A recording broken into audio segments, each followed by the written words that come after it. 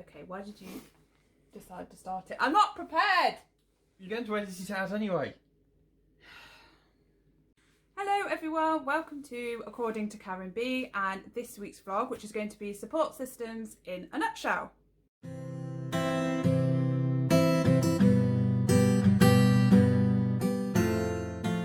If you don't know, this is my husband John. He does speak, he's just being a mute right now.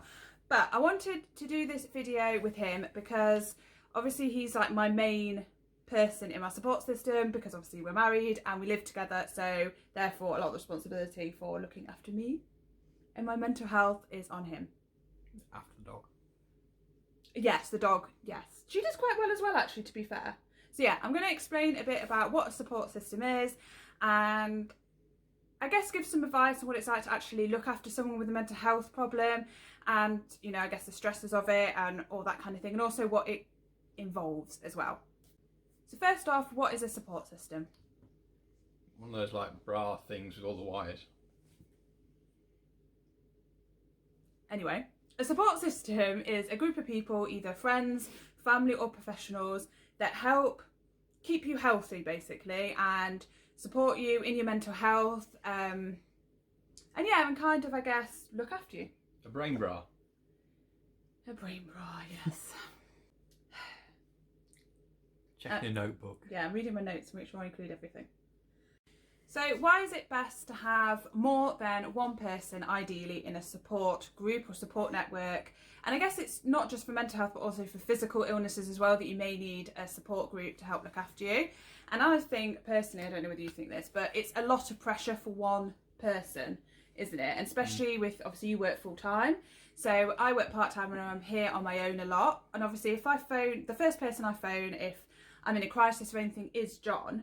But obviously he could be in a meeting and miss it and then he's going to worry, I'm assuming. Usually, yeah. Yeah. Any time you phone me is a worry. Yeah, I usually have to answer the phone to everybody with, I'm feeling fine. I just want you to pick up some cornflakes from the supermarket. But yeah, I usually like have to start a conversation a lot with that when I ring someone. But obviously it's a worry for him. But if I have like a group of people in a support system, it means that if he doesn't answer the phone because he's on a meeting or he just misses it or whatever, then there's someone else that I can phone that will answer the phone.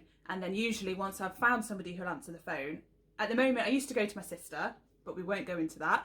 So now we're going to my parents, and I also have friends that I can phone if they don't answer and things like that. So there's always someone, and then usually I come off the phone and I have about 1 million missed calls from people checking that I'm okay, which I'm not complaining about because that shows that people care and shows that my support system is actually working and that I am likely to stay safe and it's not just dependent on me when I feel vulnerable. I'm in a worse position to, I guess, stay healthy, shall we say. Obviously, people with different mental illnesses and different severities are going to need different types of support. So for me, one of the things I tend to phone for is when I'm having a crisis and I'm really upset, don't I? Yeah. So what's that like, having you on the end of the phone with that? You're at work or something? It's hard work because I'm not there to do anything. It's hard being just words over a phone. And there's not much I can say, or, well, there's plenty I can say, but there's not much I can do to help. I've just got to be there to listen, try not to panic myself, stay calm. Yeah. And yeah, just be there to listen and reassure you.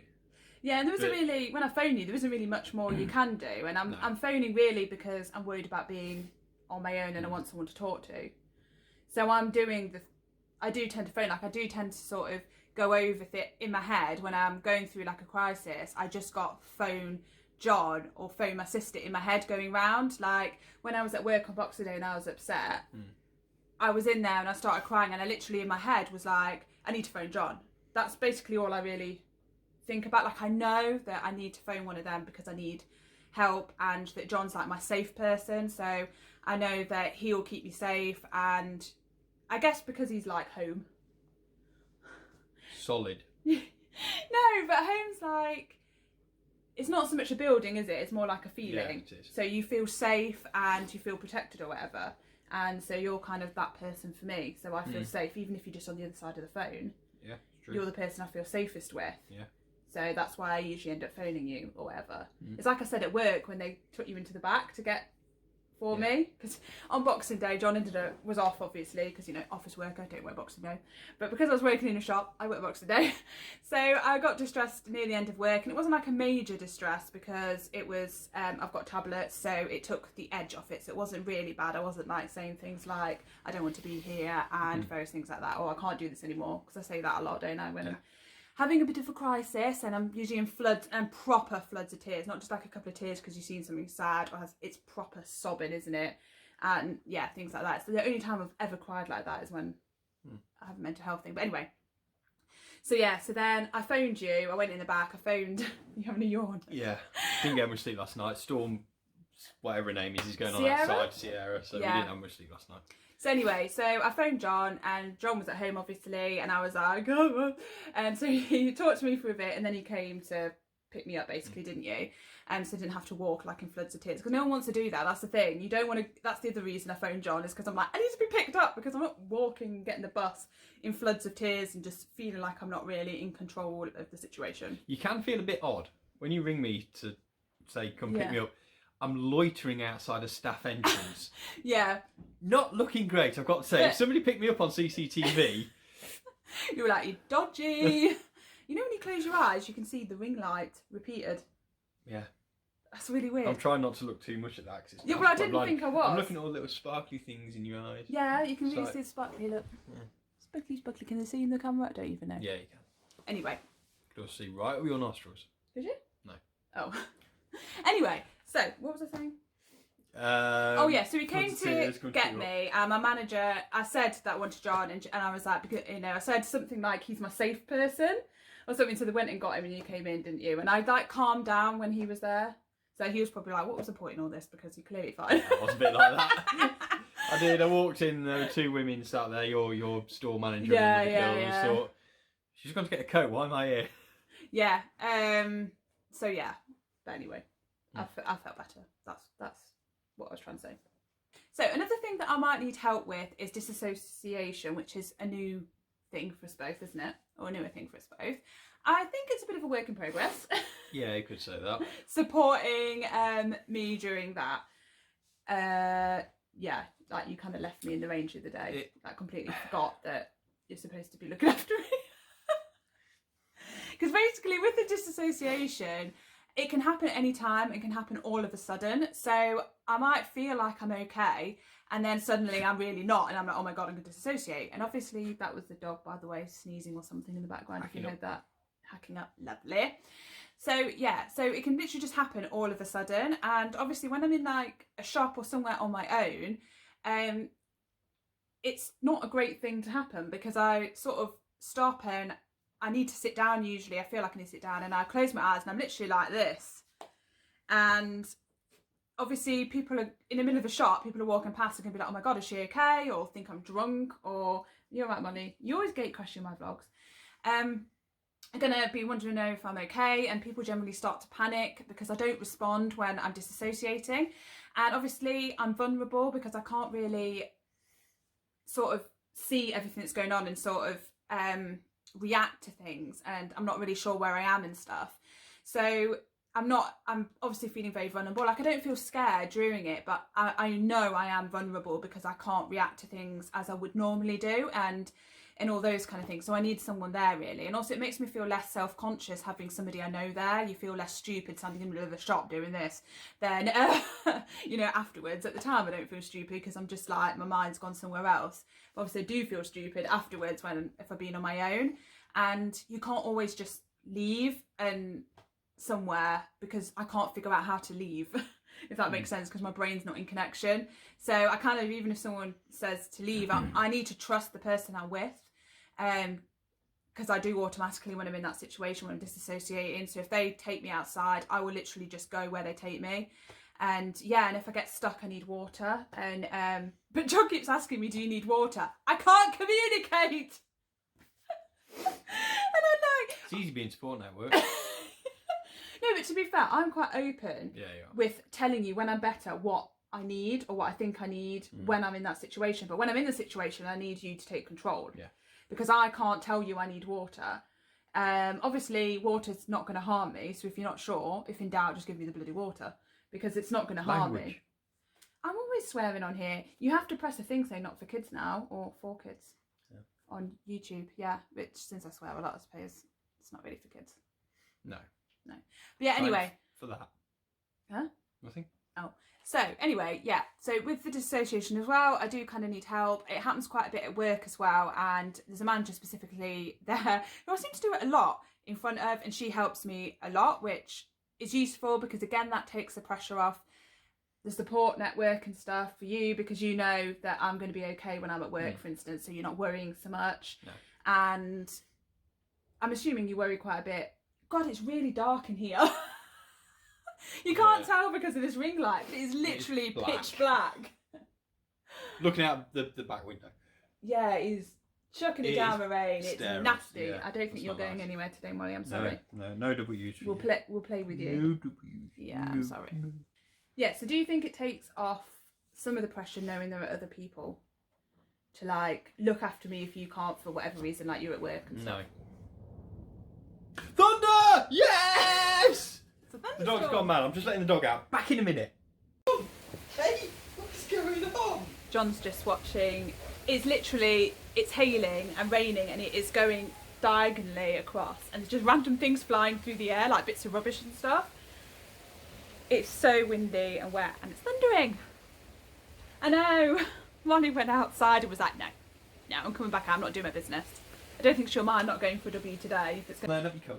Apologies for that brief interlude while we're watching the storm. Yeah, it's quite crazy. It's still going on out there. So yeah, when I was talking about support systems and things, what was I saying? Disassociation. Oh no, what's how like? How easy do I find it if I know there's other people? It's not. Yeah.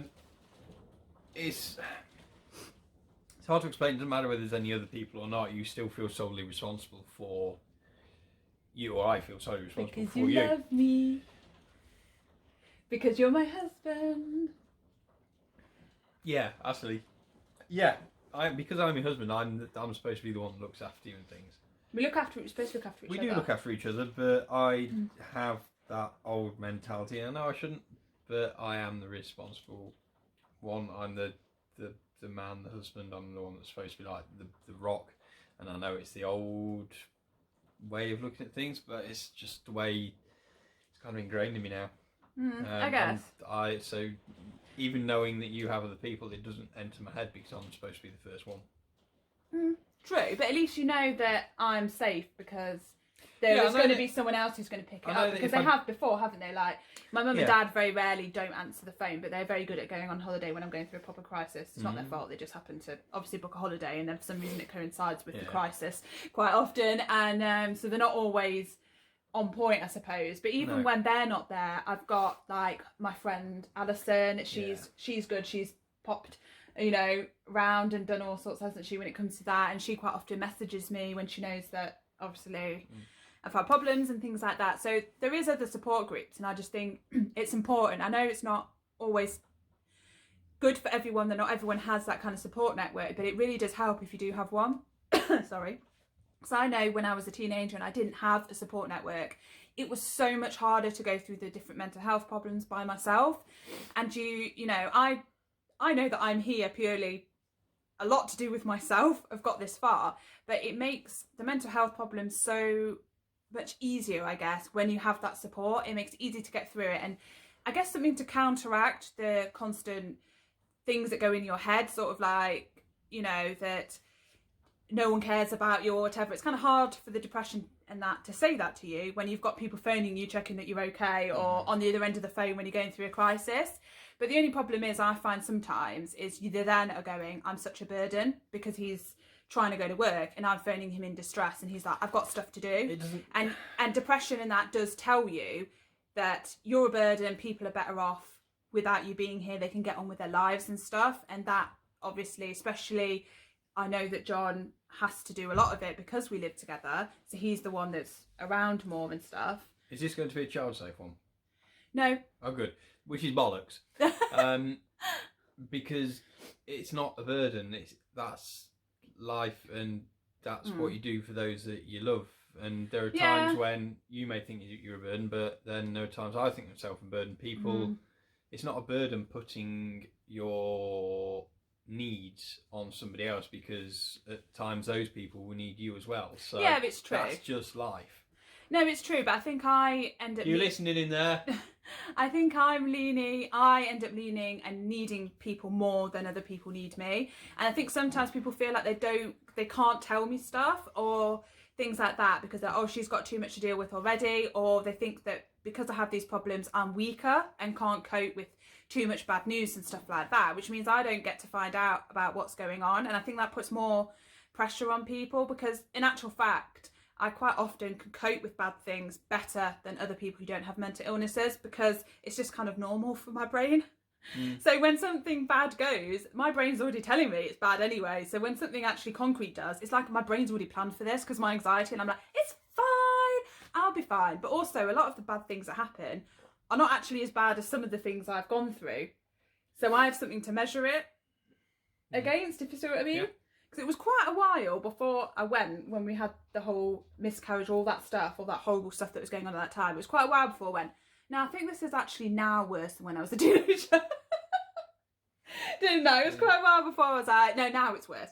But in some ways it wasn't. You can't really measure the two together, to be honest. They're completely different experiences. But yeah, but I had a lot of support this time, so I think that's why it made it easier for me in that way, if that makes sense, because we were kind of doing it together, weren't we? And our parents were dead supportive, and we had a lot of support from people, and we still do.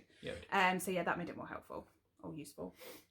So advice for supporting people that have a mental illness, whether it's a partner, a child, a friend, a parent, whoever. What would you say? Don't keep everything to yourself. Make sure that you have a network of people you can talk to as well. So I will tell any Tom, Dick and Harry, whether they want to know or not, what's going on. But you're close to your parents though, aren't you? And you tell them quite. But then I'll tell people at work. Most people at work know exactly what's going on with me. I'm quite open now. Having gone through my own things, I now just say everything that's on my mind virtually all the time, which probably pisses a lot of people off. But I think that you've kind of learnt that from me, because I am open about my mental health, and I've been open with you about how I feel and what I feel like I need. And you also asked my sister a lot, didn't you? When I got ill the first time when we moved in together, like a while afterwards, you asked my sister a lot, didn't you, for advice and stuff. But the main thing is, don't keep everything in yourself, because if you keep everything in yourself, you're trying to do your thing and help somebody else out, it will take its toll on you, which is I think partly what happened with me. Yeah, because you're not used to you'd never had to deal with mental health before. You've been fine, your family were fine. And it's quite, I say it's not, it's different kind of mental health. Like there's different severities obviously and things, and mine was quite complicated. My battery power's down. I knew that was going to happen. It's going to 15, we'll be fine. So speak faster, speak faster, speak faster. Copy. So yeah, so I think, what was I saying? I don't know.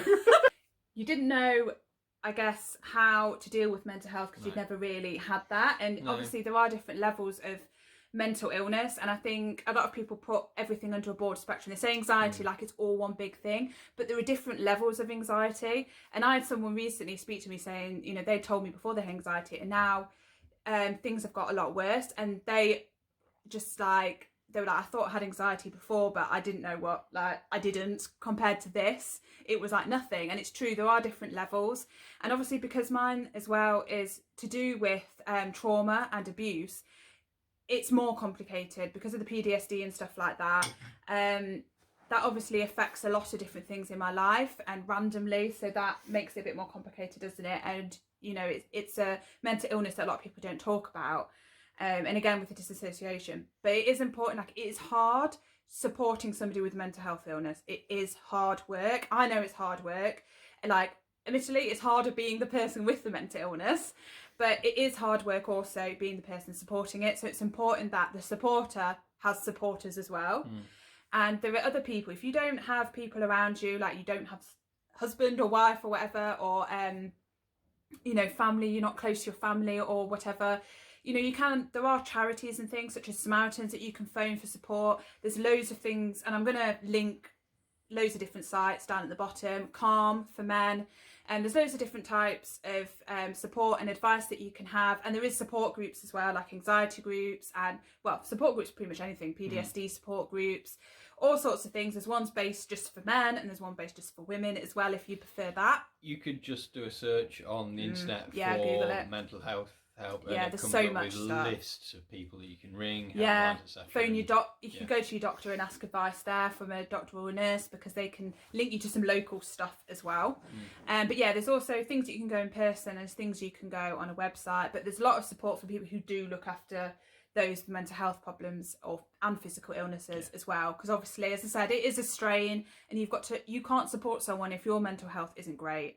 And we're finding, I think we're okay, aren't we? Because when you struggle with your mental health, it helps that yours isn't as severe, or well, should I say as complicated. Yes, it's very simple. Yeah, and also just like me. And and that's not trying to like play it down or anything like that. But what I mean is, you also spoke about it very early, so you got support from the beginning, didn't you? And that, I think, helps as well, so it didn't get really well, you say I spoke about it very early. It took time off work for me to actually speak about it, but but you spoke to me a bit about it, and you were saying about being stressed, and you spoke to your parents before you sort of had off work and stuff, but you like took those steps and went to the doctor and all that kind of thing, which is what can stop it from getting worse, because you'd never had anxiety and stuff before, had you? Or anything like that. So, and I'm sure you'll get better and you won't have it again. Probably. Not everyone has a mental illness all the time. Like, I have it all the time, and you have, bad bits and good bits, but most people, and I suspect John's one of them, there are some times when things are really, really stressful. Like, last year was a horrible year. So if you're going to have anxiety and stuff, it was going to be last year that was going to start it. It's not a sign of weakness. Everyone sometimes needs help, and it doesn't mean that you are going to be stuck with that mental illness forever and ever and ever. It can go and can come back. Like, not everyone is unfortunate, such as me, who's just stuck with it. I know, but to be honest, if it wasn't there, I don't know what I'd do, because I'm so used to. I know, but I'm so used to this constant chatter in my head and this constant having to move around things and plan things ahead. Because that's the other thing that I need support with sometimes, is when we go out to the shops and things, and sometimes when my anxiety is bad, I can't even go to the till on my own. I'm literally like this with John. And it's very easy to pay for shopping when you've got somebody attached to one of your hands. It's like self-service checkout, and there's like more than one free, and I'm going to go to your till. But sometimes I find going to shops too overwhelming, because there's too much noise, there's too much light, there's too many people, and I can't hold on to all those things. My brain just goes, nah, it's too much going on. So it just comes all a bit fuzzy and stuff, and I don't really know what I'm doing. And being with John and just having him next to me, even if I'm doing all the bits and bobs with the self-checkout, makes me feel calmer and better. So I know it's a lot of pressure on John, and I do sometimes go in the shops by myself. I sometimes feel fine and I just go into the shops, or sometimes I don't feel fine, forget that I can't always go into shops, go into the shop and then be like, this was a really bad idea, I'm going to go home.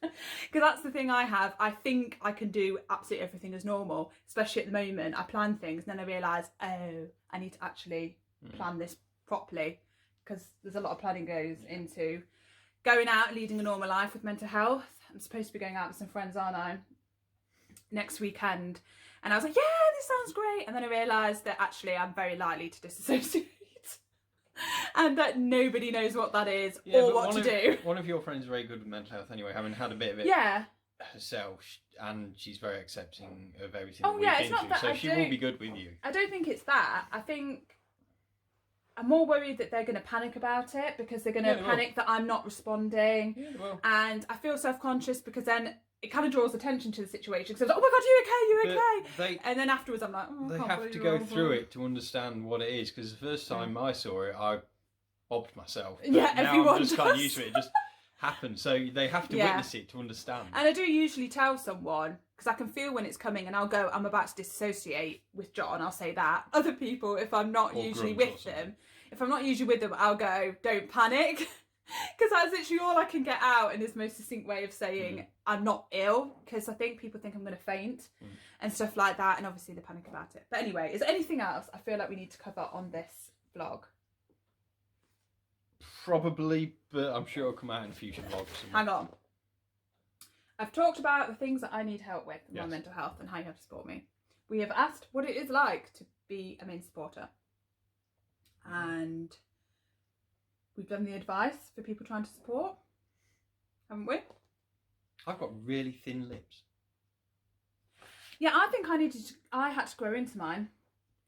I'm 37. There's not much more growing I'm going to have. No, if you've got thinner lips, you're not going to grow into them, are you, donut? No. But yeah, no, mine were dead. Like when I was younger, my lips were like dead thick. And they really stood out, but now I think I've grown into them, so they look quite full. Like my bottom lip especially. Look. I don't mind my lips actually. I've never really noticed until because when now. I smile, they don't disappear. Well, I was just noticing myself on this, and I've got a very boring, like, resting face. I just thought it's just a slit in, like, below my nose, my mouth. There's no lip or anything. I don't know. I can't. You do have quite thin lips, but I don't think it's necessarily a bad thing. Anyway, sorry, book. But anyway, yeah. So I think we've covered everything. Cool. Yes. Yes. That's it. So, random messages appearing on my screne. So, if you enjoyed that vlog, what do you have to do? Like, Yes. share, subscribe, comment.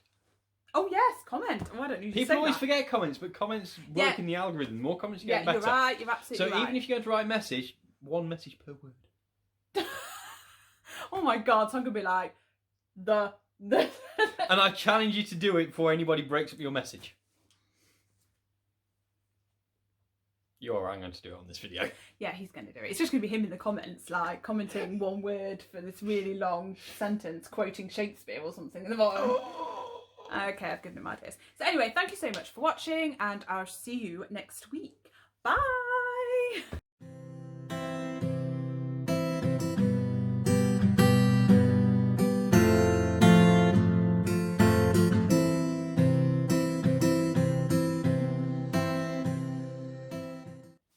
Well done, you've pressed the button. Oh my god. This is why I don't do vlogs with you. Vlogs with me are very entertaining. Anyway, so.